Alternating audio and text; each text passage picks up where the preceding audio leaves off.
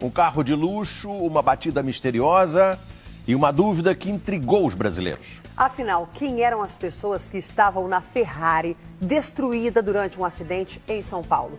E por que o dono retirou as placas do carro e desapareceu? Uma cena inacreditável.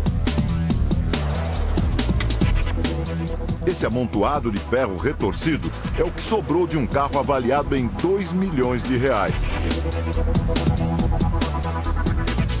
Descontrolada, a Ferrari só parou 200 metros depois que o motorista perdeu o controle. E o mais curioso, ele abandonou o local e ainda mandou retirar as placas e outras peças do carro. O motorista da supermáquina estava acompanhado por uma mulher. Testemunhas dizem até que era uma famosa. Uma pessoa do dinheiro deve ser conhecida, né? Ah, com certeza é alguém famoso. Começo da madrugada de segunda-feira. O carro de luxo vinha de lá em alta velocidade. Neste ponto aqui, veja só, ele subiu na mureta. Vejam as marcas. Em seguida, derrubou um poste que estava aqui e seguiu. Passou para o outro lado da pista, bateu naquela outra mureta e só foi parar lá para frente, depois de capotar. Eu acho que é uma pessoa muito importante, porque para ter uma Ferrari de R$1,5 milhão... Deve ser alguma pessoa assim, de importância na sociedade, porque ele não deu a cara ainda, né? O Domingo Espetacular teve acesso aos documentos do carro. Ele está em nome da empresa Farm, uma imobiliária da região do ABC Paulista. É uma Ferrari 458 Spider, licenciada em 2013.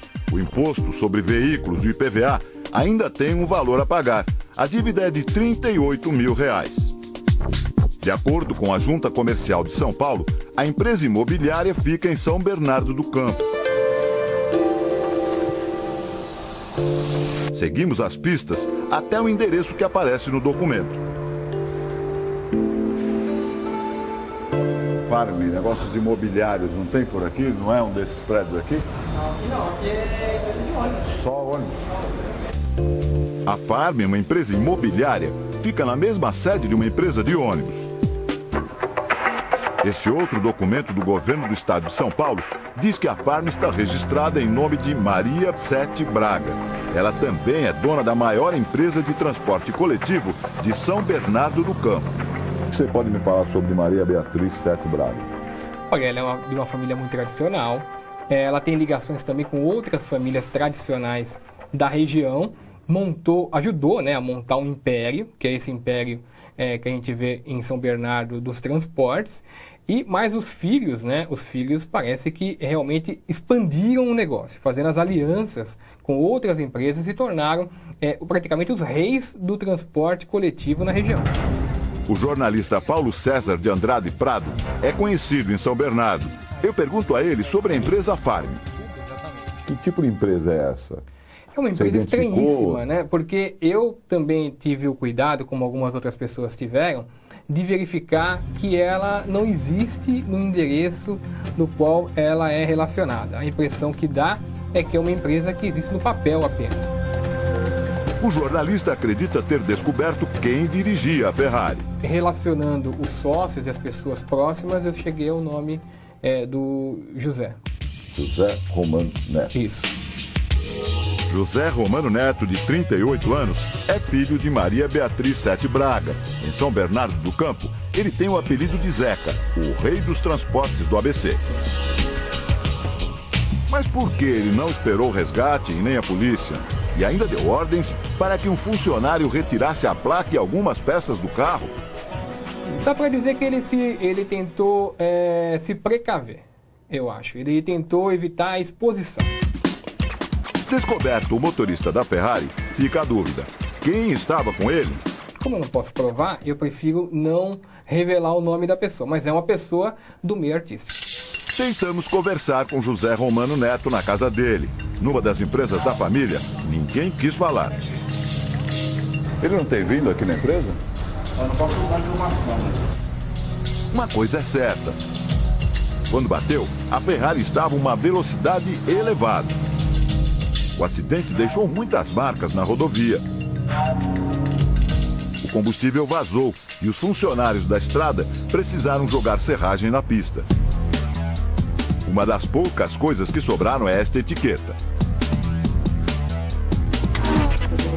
A batida foi tão forte que o carro chegou a voar e bateu na mureta de proteção 2 vezes. Por pouco não caiu de uma altura de 20 metros. Apesar da violência, nem José Romano e nem a passageira misteriosa se feriram. A explicação é simples. Um carro como esse é projetado para suportar grandes impactos. É bem semelhante ao carro de Fórmula 1. E absorvendo mais essa energia, transmite menor quantidade de energia para quem está no interior. Ele é construído com uma carcaça, com uma lataria bastante diferenciada, com soldas diferenciadas. A Ferrari Spider 458 conversível pode chegar a 320 km por hora. Tem quase 500 cavalos de potência, 10 vezes mais do que um carro com motor 1.0. Ela vai de 0 a 100 km por hora em apenas 3 segundos e meio. O carro que bateu na rodovia foi comprado nesta loja, numa região nobre de São Paulo. Em todo o estado, existem apenas 7 modelos desse carro. De acordo com a concessionária que administra a rodovia, a velocidade permitida no local do acidente é de 90 km por hora. É claro, é evidente que esse veículo estava numa velocidade muito acima do que é permitido na rodovia. Provavelmente entre 150 e 200 km por hora. O caso está sendo investigado por policiais desta delegacia da Zona Oeste de São Paulo. De acordo com especialistas, o motorista do carro de luxo pode ser responsabilizado por 3 crimes: fuga do local de acidente, fraude processual e direção perigosa. Este criminalista, presidente da Comissão de Trânsito da OAB, explica que o Código Nacional de Trânsito é claro sobre o abandono do local onde um acidente aconteceu. Basta ele fugir depois do acidente que já está consumado o crime, ou seja, configurado. E qual é o objetivo dessa fuga? Duplo. Fugir da responsabilidade civil, uma eventual indenização por alguém que tenha se machucado ou do próprio Estado que tem ali um poste derrubado ou algo nesse sentido. As placas do veículo são sinais de identificação externos, diferente do chassi que é gravado, mas são placas externas que fazem com que eu chegue ao proprietário do veículo e, chegando ao proprietário, eu possa acioná-lo pela responsabilidade civil e pela criminal. Então, ao retirar estas placas, eu dificulto a autoridade policial que investigue o crime e que chegue ao autor daquele fato criminoso, no caso, a fuga do local do acidente ou outro crime mais grave que ele possa ter cometido. E se a perícia comprovar que o motorista dirigia acima do permitido, ele também pode responder por isso. Ele colocou em risco as pessoas, a incolumidade física das pessoas, pelo excesso de velocidade. Isso é um crime que está lá no Código Penal brasileiro. O empresário José Romano ainda não foi ouvido pela polícia. O carro de R$ 2 milhões teve perda total.